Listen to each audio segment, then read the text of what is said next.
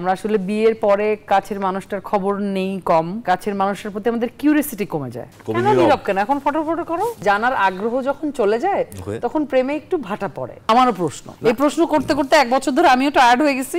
দেশে তো প্রচুর ওই যে আনঅফিশিয়াল হানিমুন করতেই আছি। এগুলো হচ্ছে সব ধান্দা, আমার কাছে মনে হয় এগুলো হচ্ছে সব না নিয়ে যাওয়ার ধান্দা, কারণ ছাড়া কিছুই হয় না। এটা কি বললাম? আমাকে পারমিশন দিচ্ছে ভাই এলাকা যাওয়ার, যাওয়ার আগে আমার এলাকায় যাচ্ছে শুটিং করতাম, ওই পারমিশন পাইছে তার শ্বশুরের কাছ থেকে। এটাই তো অনেক বড় ব্যাপার না? আর কি দরকার? এটা কি আবার হানিমুন হইলো নাকি? বিয়ের 1 বছর হয়ে গেল, অফিশিয়ালি হানিমুনটা আসলে কবে হচ্ছে একটু খোলসা করে যদি বলেন। হ্যাঁ বলেন তো, একটু জিজ্ঞেস করেন। এটা আমারও প্রশ্ন। এই প্রশ্ন করতে করতে এক বছর ধরে আমিও টায়ার্ড হয়ে গেছি।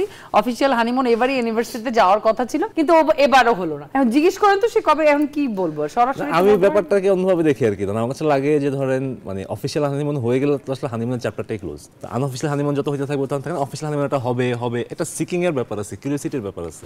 ওই জায়গা থেকে আই গেস আনঅফিশিয়াল হানিমুন আরো একটা হোক, আর একটু পাকুক ব্যাপারটা। এগুলো হচ্ছে সব ধান্দা, আমার কাছে মনে হয় এগুলো হচ্ছে সব না নিয়ে যাওয়ার ধান্দা। মানে এই যে শুটের ফাঁকে ফাঁকে নিয়ে যায় বিভিন্ন জায়গায়, যেমন আজকে শুনছিলাম যে সাতক্ষীরায় যাবেন, আসলে শুটের কাজে যাচ্ছে, কিন্তু সেক্ষেত্রে সাতক্ষীরা তো আমার বাড়ি, আমি আমার বাড়িতে যাচ্ছি, ওর শুটিং করতে যাচ্ছে, আমার কি? আমাকে পারমিশন দিচ্ছে ভাই এলাকা যাওয়ার, যাওয়ার আগে আমার এলাকায় যাচ্ছে শুটিং করতাম, ওই পারমিশন পাইছে তার শ্বশুরের কাছ থেকে। এটাই তো অনেক বড় ব্যাপার না? আর কি দরকার? এটা কি আবার হানিমুন হইলো নাকি? হানিমুন তো হবে যখন ধরেন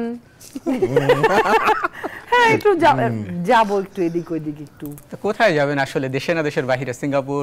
হ্যাঁ Singapore, Malaysia, Nepal, Bangkok, anywhere. দেশে নয় কেন আসলে? দেশে তো প্রচুর ওই যে আনঅফিশিয়াল হানিমুন করতেই আছি। নাকি দেশের বাইরে একটু খরচ বেশি, এজন্য ভাইয়া ঘোরাচ্ছে বারবার? আমারও তাই মনে হয়। কি বলবেন আসলে? ভাই কি বলবো ভাই, এটা কিছু বলার নাই ভাই। এখানে আমি নীরব। কেন এখন ফটো করো না? সব জায়গায় ফটো করতে হয় না। যদি একটু জানতে চাই, বিয়ের আগের প্রেম নাকি বিয়ের পরের প্রেম, কোনটাকে বেশি প্রাধান্য দিবেন বা এখন দেখছেন কোনটা আসলে কেমন? প্রেম সবসময় প্রেম, যতক্ষণ প্রেম থাকে ততক্ষণ প্রেম থাকে। সেটা বিয়ের আগেও প্রেমটা যখন মানে সময়টা যখন প্রেমময় হয় তখন ওইটা খুবই ভালো লাগার একটা অনুভূতি হয়। বিয়ের পরেও যখন সময়টা প্রেমময় হয় তখন ওই প্রেম মানে প্রেমময় হলে যে অনুভূতিটা হয় সেটা হয় আলাদা, ডিফারেন্সিয়েট। হ্যাঁ কিছুটা এক্সাইটমেন্ট হয়তো ছিল আগে, ওই যে আনঅফিশিয়াল ছিল সবকিছু। আমাদের তো ভালো লাগে আনঅফিশিয়াল সবকিছু। অফিশিয়াল হওয়ার পর আমরা নিজেরাই ভাবি হয়তো এক ধরনের কিউরিওসিটি আমাদের কমে যায়। বেসিক্যালি একজনকে জানার আগ্রহ চলে যায় বিয়ে হওয়ার পরে। এটা হওয়া উচিত না। একজনের প্রতি আরেকজনের জানার আগ্রহটা থাকা উচিত। তাহলে আমার মনে হয় আমাকে পারমিশন দিচ্ছে ভাই এলাকা যাওয়ার, যাওয়ার আগে আমার এলাকায় যাচ্ছে শুটিং করতাম, ওই পারমিশন পাইছে তার শ্বশুরের কাছ থেকে। এটাই তো অনেক বড় ব্যাপার না? আর কি দরকার? এটা কি আবার হানিমুন হইলো নাকি? ভাই দেখছিলাম আপনাদিকে খুব মানে একক দৃষ্টিতে তাকিয়ে ছিল আসলে আপনি এই কথাগুলো যখন বলছিলেন। বিষয়টা কি আসলে? আমিও জানতে চাই এটা আসলে বিষয়টা কি। খানিকটা জীবন থেকে নেওয়া, খানিকটা এক্সপেরিয়েন্স থেকে নেওয়া, খানিকটা দেখা, অবজারভেশন, যে আমরা আসলে বিয়ের পরে কাছের মানুষটার খবর নেই কম, কাছের মানুষের প্রতি আমাদের কিউরিওসিটি কমে যায়। আমার কাছে মনে হয় যে আগে যেরকম জানার জন্য এক ধরনের আগ্রহ থাকতো বা সবকিছুর প্রতি এক ধরনের কিউরিওসিটি থাকতো, ওই কিউরিওসিটি কমে যায় পাওয়ার পরে। তো ওইটা আমার মনে হয় প্রেমে যদি ভাটা পড়েও তো খানিকটা ভাটা এখানেই পড়ে যায়। তো জানার আগ্রহ কমানো উচিত না আর কি। ভাই মনে হলো অভিযোগটা আপনার দিকেই গেল আর কি। আমি এগুলো এনজয় করি ভাই। আমার কাছে লাগে যে ধরেন perfection is end of life. তো ধরেন পারফেকশন তো ধরেন যদি শেষ লাইফে শেষ হয়ে যায়। We are not talking about a perfect relationship, we are talking about a significant point of view.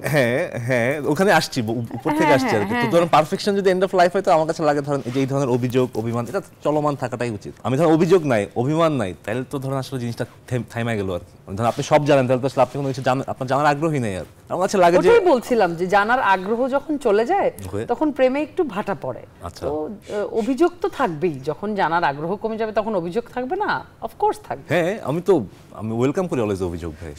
অভিযোগ ওয়েলকাম করে কিন্তু জানার আগ্রহ তৈরি করে না। না অভিযোগ থেকে জানার আগ্রহ তৈরি হয়। ভাটার কথা বললো, জোয়ারটা কেন নিয়ে আসেন না? ওই যে চন্দ্র একটু ভাই আমার উপর গোসা করছে আর কি। চন্দ্র না আসলে আমি জোয়ার করতে আনবো, চাঁদের একটু প্রভাব আছে আর কি। এগিয়ে রাখাটা ডিফিকাল্ট। আমি বলবো যে ধরেন একটা হচ্ছে প্রেক্ষাপট, যেটা ধরেন বিয়ের আগের প্রেমটা ধরেন যেটা আসলে বিয়ের প্রেক্ষাপটটা সেট করছে, আর আগায় রাখা জায়গাটা একটু ডিফিকাল্ট বলাটা।